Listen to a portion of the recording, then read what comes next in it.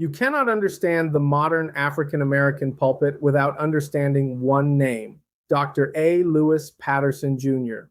He didn't just preach sermons, he completely re engineered sacred communication. At a time when everyone else drifted toward easy motivational talks, Patterson demanded a return to textual supremacy. Here is how one voice changed African American preaching forever. The history of the 20th century American pulpit is incomplete without examining the legacy of Dr. A. Lewis Patterson Jr. As a premier architect of modern homiletics, Patterson occupied a unique space as a trusted local pastor, a brilliant academic, and an internationally revered master of the sacred page. His public ministry served as a vital bridge, marrying the emotional resonance and cultural authenticity of the historic Black church with the strict verse-by-verse intellectual rigor of classical expository preaching. Patterson acted as a systemic reformer of sacred communication. At a time when popular religious trends frequently drifted toward subjective topical discourses, Patterson championed a hermeneutical return to textual supremacy. His approach asserted that the authority of the preacher does not reside in personal charisma, but rather in the meticulous excavation of the inspired text. By demonstrating that structural precision and academic depth could coexist with the vibrant cadence and spiritual fire of the African American tradition, he fundamentally revolutionized the pulpit. Today, we explores the genesis of his calling, the evolution of his methodology, and the sweeping institutional impact of his life. Albert Lewis Patterson Jr. entered the world in 1933, a historical moment when the United States was tightly gripped by the economic devastation of the Great Depression.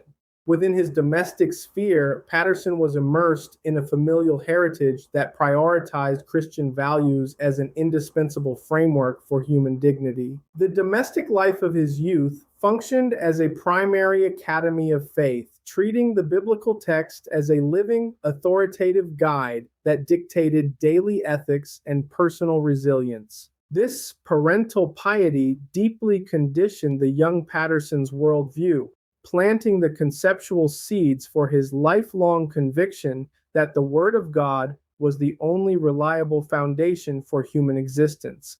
The broader cultural milieu in which Patterson developed was characterized by the systemic oppression of a racially segregated society. Growing up amid legal and de facto discrimination, he experienced firsthand the structural barriers designed to limit Black youth. However, this oppressive environment inadvertently highlighted the central role of the Black church as a sanctuary of resistance and identity. Within the protective boundaries of the faith community, his character was deliberately forged. The elders of the congregation intentionally insulated young people from the psychological poisons of segregation, reinforcing their inherent worth, and teaching Patterson that the corporate gathering possessed a unique power to heal and transform marginalized people. During his youth, this intense spiritual conditioning culminated in a distinct, deeply personal spiritual awakening. Patterson experienced an internal conviction that he was being set apart for vocational Christian ministry.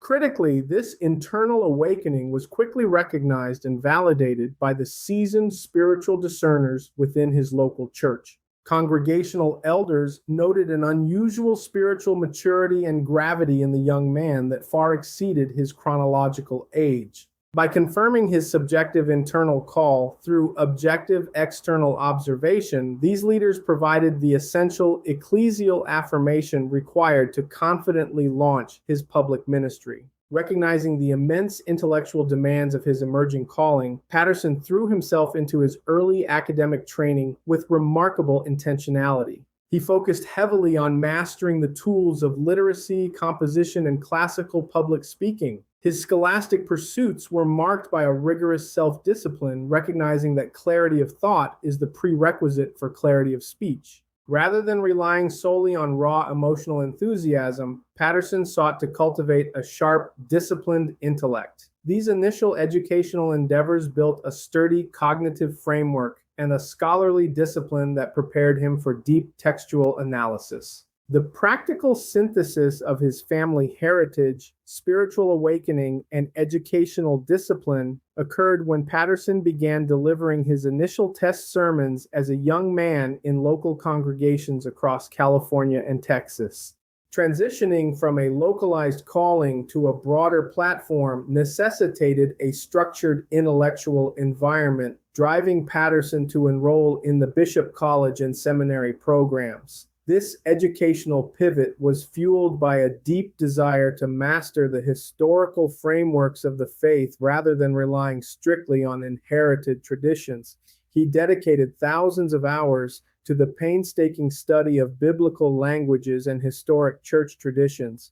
By wrestling directly with original textual syntaxes, he developed a unique methodology that successfully bypassed contemporary biases. This intense academic immersion allowed him to construct a deep theological reservoir that directly informed his weekly proclamations. His meticulous preparation ensured that his messages possessed an enduring substance rather than a temporary, fleeting emotional appeal. During his formative academic years, Patterson deliberately rejected the dominant, aggressive topical preaching trends of the era. He fiercely opposed methods that weaponized isolated proof texts simply to support a speaker's predetermined personal thesis. In place of this highly subjective approach, he completely embraced a rigorous, verse-by-verse expository methodology. The foundational rationale behind this technical shift was his conviction that the voice of the speaker must remain entirely subordinate to the voice of the text. Executing this approach demanded an exhaustive regimen, spending days studying the ancient cultural, historical, and literary context of a passage. This structural discipline forced him to directly address difficult or uncomfortable scriptures rather than skimming past them. The result was a balanced, intellectually honest presentation of truth that deeply respected the intelligence of his listeners. His scholarly precision and vocal execution ultimately culminated in his formal induction into the prestigious Morehouse School of Religion Hall of Preachers.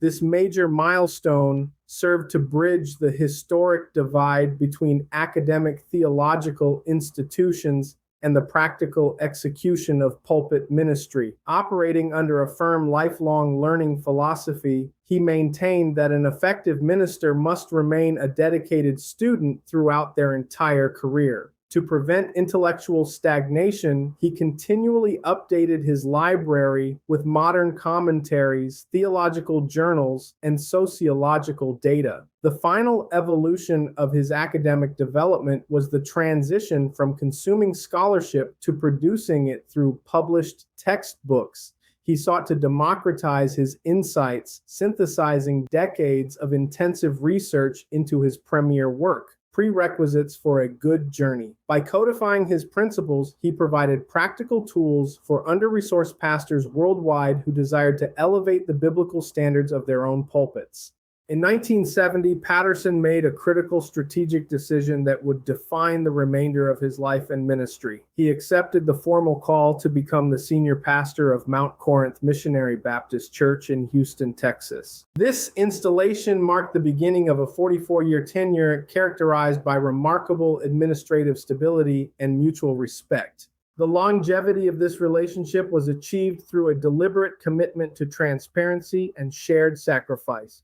Patterson did not view the local church as a stepping stone to personal ambition, but as a covenantal community demanding his full intellectual and spiritual devotion. This sustained presence allowed him to build a deep reservoir of institutional trust, providing him with the leverage necessary to execute long-term systemic reforms within the parish. Upon establishing his leadership at Mount Corinth, Patterson identified a critical need for uniform biblical literacy across the entire congregation. To achieve this, he bypassed standard commercial curricula and personally authored the weekly Sunday school lessons for every age bracket within his church. This grueling writing routine was sustained by his conviction that true communal transformation requires a shared intellectual foundation.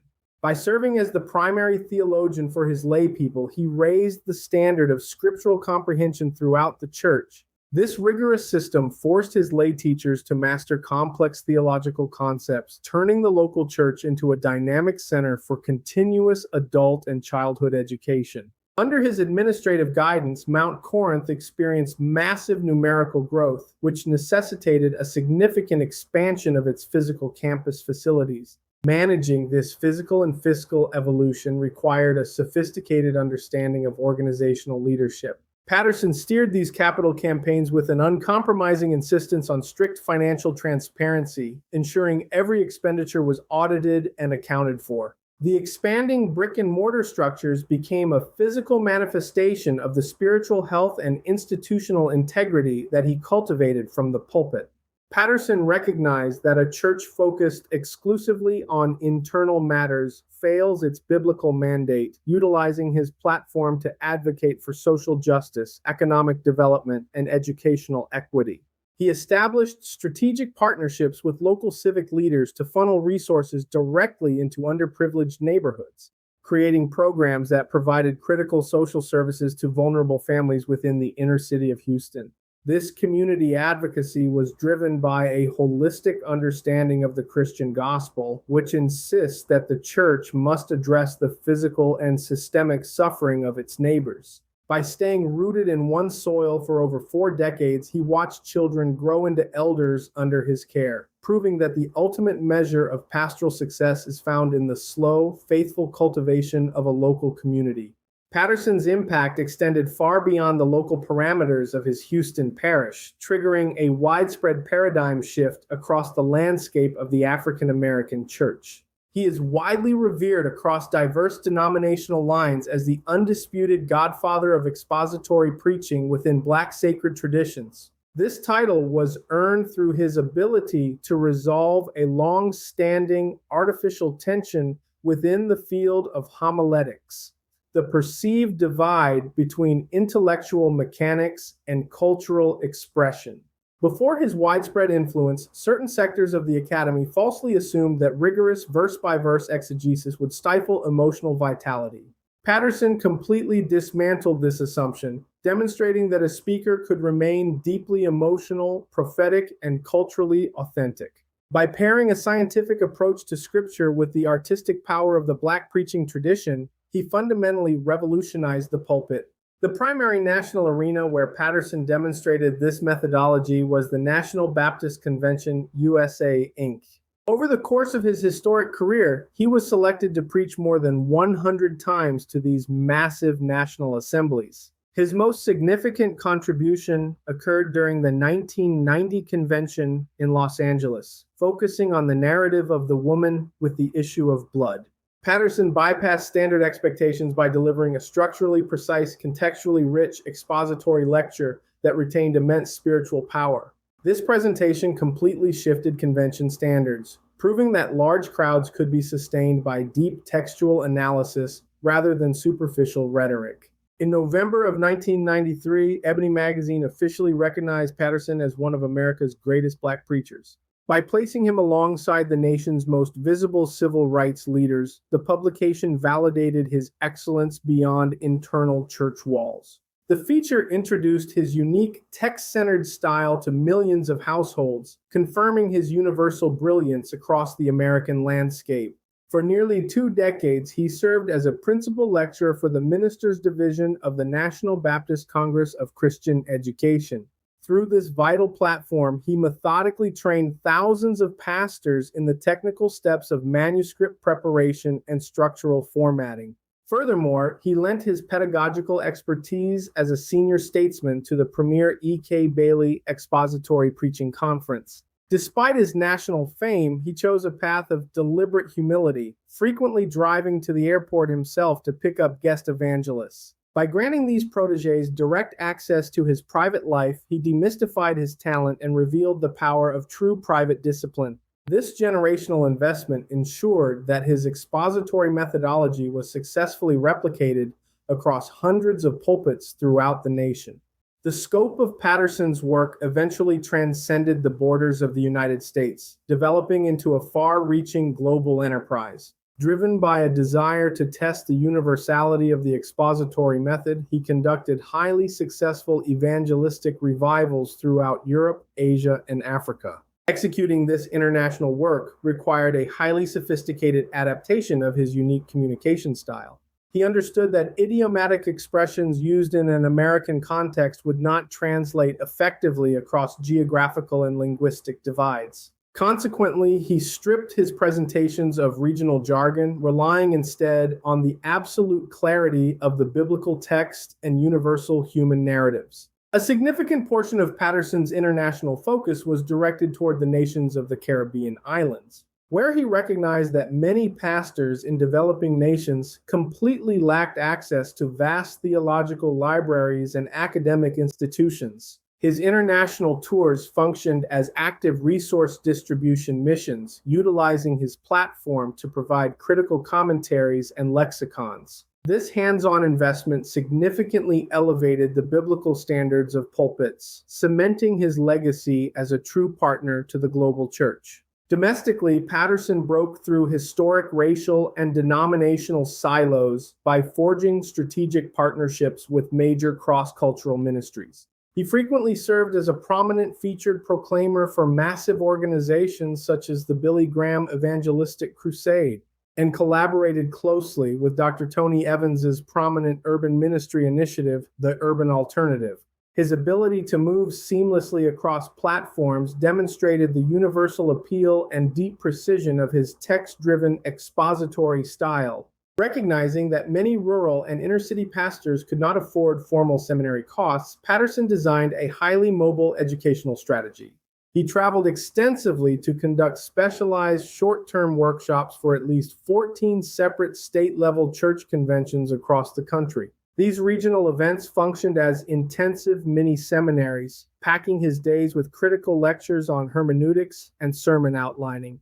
By making high-level training accessible, he single-handedly elevated the standards of regional associations often ignored by major academic centers. Patterson's sophisticated worldview allowed him to look beyond internal politics and consistently engage with leaders of other religious traditions. He actively sought common ground to promote civic peace, racial reconciliation, and sweeping urban renewal within the city of Houston. By positioning the church as a collaborative partner in solving societal problems, he greatly enhanced the public credibility of the faith community. For Patterson, a vital emotional grounding was found in his unwavering devotion to his marriage and family life.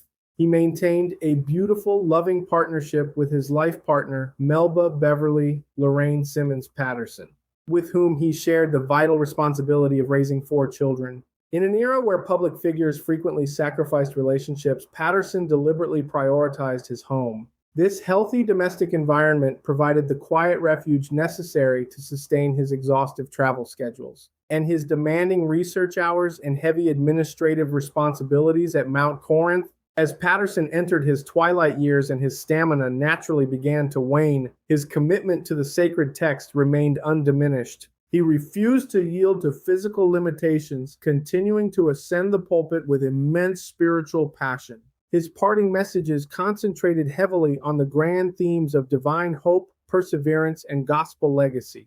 He was consciously preparing his congregation and his wider audience for a future beyond his physical presence. These final sermonic offerings served as a masterclass in profound homiletical endurance. On April 9, 2014, at the age of 80, the earthly tenure of Dr. A. Lewis Patterson Jr. came to its peaceful conclusion. His transition marked the formal conclusion of a highly decorated and exceptionally faithful era in American church history. He left behind an unblemished record of pastoral integrity, intellectual scholarship, and institutional transformation. The public acknowledgement of his impact materialized on April 17, 2014 during a massive celebration of life service. Hundreds of prominent bishops, national denominational leaders, and civil rights icons traveled to pay their respects to the fallen giant. The tone of the gathering was not defined by despair, but by a vibrant and triumphant commemoration. On April 10, 2014, United States Congresswoman Sheila Jackson Lee officially read a detailed tribute into the congressional record. This formal federal commendation permanently enshrined his status as an indispensable community leader and national treasure. The government permanently acknowledged his legacy as an agent of civic stability, educational elevation, and moral clarity. The architectural precision that Dr. Patterson brought to the pulpit reminds us that enduring influence is never built on superficial trends, but on private discipline and structural integrity. His life challenges us to evaluate whether we are merely riding the waves of modern popularity or anchoring our work in deep, unshakable foundations. True legacy requires us to subordinate our own temporary ambitions to a higher, timeless standard of truth. In your own professional or spiritual calling, are you relying primarily on raw, natural charisma, or are you executing the deep private study required for true mastery? Patterson spent 44 years cultivating a single local community. Where are you choosing long-term structural investment over short-term personal acceleration? How can you better balance authentic emotional expression with strict intellectual rigor in the work you produce for others? If you want to ensure you never miss an episode tracking the blueprints, narratives, and hidden histories of the world's most transformative intellectual giants, make sure to hit that subscribe button right now. Join our community of lifelong learners as we unpack the deep analytical frameworks behind history's greatest leaders.